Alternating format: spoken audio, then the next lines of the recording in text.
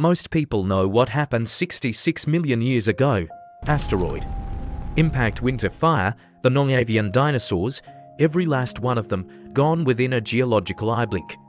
The most dominant animals in the history of land life wiped out so completely that nothing bigger than a large dog survived on land anywhere on Earth, and when the dust settled and the sky cleared and the ferns started growing back, what inherited the planet was small, timid, mostly nocturnal animals that had spent 165 million years hiding in burrows and trees while giants walked above them, evolving nothing more ambitious than the ability to stay out of the way. That, at least, is the story most people have in their heads. Here is what actually happened. Within 10 million years of the asteroid, which in geological terms is basically the following Tuesday, the mammals had lost their minds entirely. Not in a small way, not in a slightly bigger mouse way. We are talking about animals the size of school buses. Carnivores with skulls longer than your entire body. Rhino relatives that stood 5.5 meters at the shoulder, taller than a giraffe by a full meter, and weighed somewhere between 15 and 20 tons. Pigs the size of bison with bone-crushing jaws and the temperament, according to the fossil evidence, of something that had never once in its life been afraid of anything. The Eocene and Oligocene epochs, running roughly from 56 to 23 million years ago, represent the most explosive and frankly bewildering radiation of large mammals in the history of the planet. Evolution, suddenly freed from 165 million years of dinosaur-imposed size limits, did what evolution always does when given an open playing field and no rules. It got weird, it got big, and in several cases, it got genuinely terrifying. If you somehow found yourself standing on the plains of Eocene Asia or the forests of Eocene North America, the animals around you would be almost completely unrecognizable. Not because they were primitive, because they were extreme in ways that nothing alive today comes close to matching. This is what the world looked like when mammals stopped hiding and decided to find out exactly how large they could get. The answer, somehow, is yes to everything. After the asteroid, the planet was not immediately lush. For the first few million years of the Paleocene, the world was recovering, warm, humid, heavily forested, and dominated by things that were still working out what to do with their newfound freedom. But by the time the Eocene began, roughly 56 million years ago, the climate had reached what geologists call the early Eocene climatic optimum, the warmest sustained period Earth has experienced in the last 65 million years. Average global temperatures were 10 to 14 degrees Celsius higher than today. There was no ice at either pole, palm trees grew in what is now Alaska. Crocodilians lived in the Arctic and into this hothouse world, with its vast tropical forests and its complete absence of any large predator on land. The mammals walked and started competing for size like it was going out of fashion. The first to notice was Andarachis mongoliensis, found in Mongolia in 1923 by the American Museum of Natural History expedition led by Roy Chapman Andrews, the man some historians believe partially inspired Indiana Jones. Andarachis is represented by a single skull. One skull. It is 83 centimeters long and 56 centimeters wide. That is the largest known terrestrial mammalian carnivore skull ever discovered. Not the largest skull ever found, the largest carnivore skull ever found on land in the entire fossil record. And here is the part that makes paleontologists genuinely uncomfortable. Nobody is entirely sure what Andarachis was.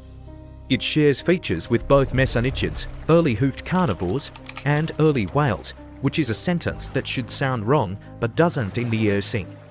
Based on skull proportions scaled against related animals, body length estimates range from 3.8 to 5.8 meters. Weight estimates reach up to 1,000 kilograms. It may have been the largest terrestrial mammalian predator that ever lived. The teeth were enormous, blunt, and robust, built for crushing bone, not slicing flesh. If you were unlucky enough to cross its path, the last thing you would register is that it was significantly larger than you expected. We know it from one skull, and one skull only, which, if you think about it, is insane. While Andarachis was doing whatever it was doing in Asia, the Eocene forests of North America were hosting something that looked like a pig but was making very different life choices. Entelodon, which paleontologists have nicknamed, with complete justification, the hell pig, was not actually a pig. It was an entelodont, a family of large omnivorous mammals only distantly related to modern pigs, and the name hell pig fits it so perfectly that the actual scientific name feels almost like a formality. The largest species, Paraceratherium intermedium, stood nearly 2 meters at the shoulder. That is taller than most adult men standing flat-footed. It weighed up to 1,000 kilograms, the same as a large horse. Its skull was enormous relative to body size, with massive bony knobs and flanges along the cheekbones and jaw that served as muscle attachment points for a bite force that could crack bone without difficulty. Fossilized bone beds in North America show entelodon biting through the skulls of other large mammals. Stomach content evidence suggests it was an aggressive scavenger and opportunistic predator that would eat anything, fight anything, and back down from nothing. 74 million years of hiding in burrows, and then this. Moving east and forward in time, the Oligocene, which began around 34 million years ago, was producing something in Asia that takes a moment to fully process.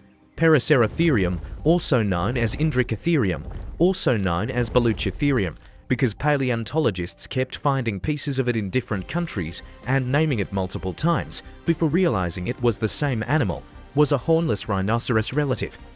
It looked nothing like a modern rhino.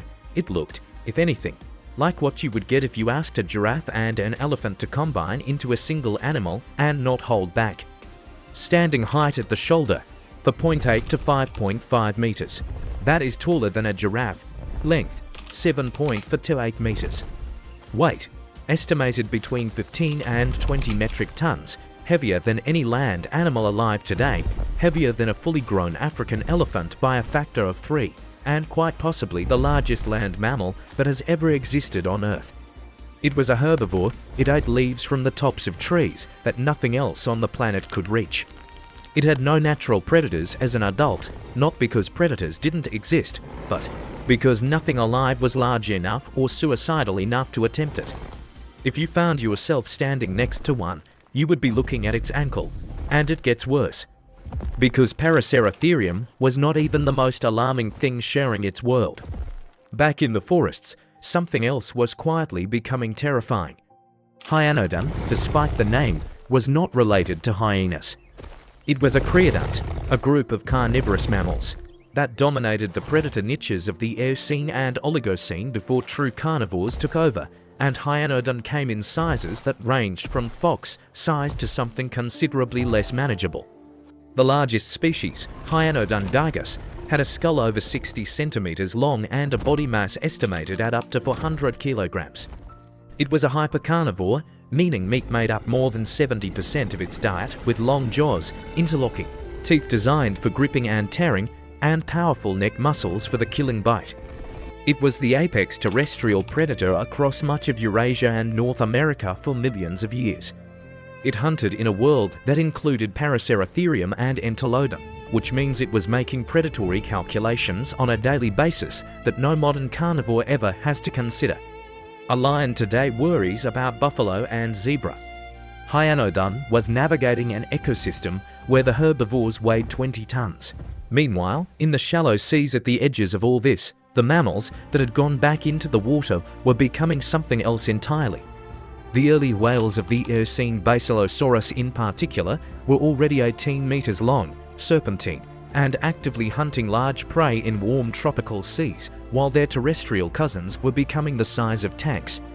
Basilosaurus had teeth that could bite through bone. It almost certainly preyed on the smaller early whales sharing its ocean. The ocean, in the Eocene, was not a refuge from what was happening on land. It was doing the exact same thing. Every single animal in this video is gone, not just extinct in the ordinary sense, gone so completely that their entire evolutionary lineages vanished with them. Andarachis left no descendants. The entelodonts left no descendants. The creodonts, the entire predator dynasty that Hyanodon belonged to, were replaced so completely by true carnivores that nothing of their lineage survives today. Paraceratherium, the largest land mammal that ever lived, left behind the modern rhinoceros family animals a fraction of its size, shadows of what the lineage once produced. The Eocene and Oligocene were not a warm-up act for the modern world. They were a separate world entirely, running on different rules, producing different outcomes, and ending without a clean handover. The reason it ended is the same reason it began climate, around 34 million years ago, as the Eocene gave way to the Oligocene. Global temperatures began dropping sharply, a cooling event called the Eocene-Oligocene transition, triggered partly by the same Antarctic circumpolar current that froze Antarctica. The vast tropical forests that had covered the northern continents began contracting. The hothouse world that had allowed mammals to grow without a parent upper limit began cooling into something more recognizable, more seasonal, more arid, less forgiving. The animals that had been shaped by warmth and abundance were now facing cold and scarcity. Many didn't survive the adjustment. By the end of the Oligocene, 23 million years ago, the extreme giants were largely gone. What replaced them was smaller, faster, and more adaptable. The true carnivores, cats, dogs, bears, hyenas, had been evolving quietly in the background, and as the earlier predators declined, they moved in and never gave the niches back. The Paraceratheriums, horses, rhinos, tapirs, survived but shrank. The proboscideans, the elephant lineage, were just getting started and would go on to produce their own giants in the Pleistocene. But nothing produced by any later era would match what the Eocene built at its peak. There has never been another land animal the size of Paraceratherium. There has never been another carnivore skull like Andarachis. The Eocene did things with mammal evolution that evolution has never done before or since, in an explosion of size and strangeness that lasted roughly 30 million years and left almost no survivors in the lineages that mattered most. The dinosaurs got 165 million years. The Eocene giants got 30 million. And in those 30 million years, they produced the largest, strangest, most extreme land mammals this planet has ever seen. We are what's left. Which, compared to Paraceratherium, feels a little underwhelming. Thanks for watching.